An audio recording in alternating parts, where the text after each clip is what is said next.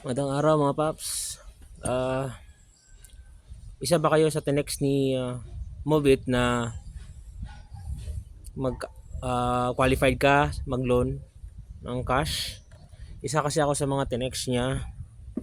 Kaya pwede ba kayong mag-comment? Ayan ang text niyo.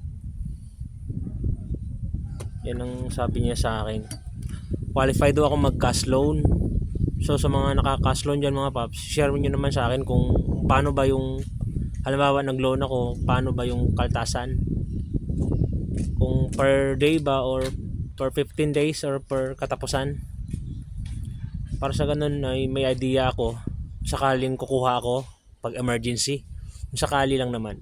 Sa mga nakakuha na dyan, pwede kayo mag-comment dyan sa baba para kung paano yung ginagawa yung sa inyo. Kasi ako, hindi ko pa alam dahil hindi pa nga ako nakakuha niyan, hindi pa ako naka-cash loan. Kasi ngayon lang ako tinext para sabi daw qualified daw ako sa loan. Pero hindi ko alam kung magkano o magkano yung interest.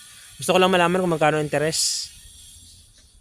Kung magkano ang pinapalon niya, hanggang magkano yung pinapalon ni Movit. Kasi minsan pag emergency wala tayong, halimbawa wala kang matakbuhan, wala tayong mautangan, pwede natin tong gamitin for emergency lang. Pero pagka hindi naman, wag na.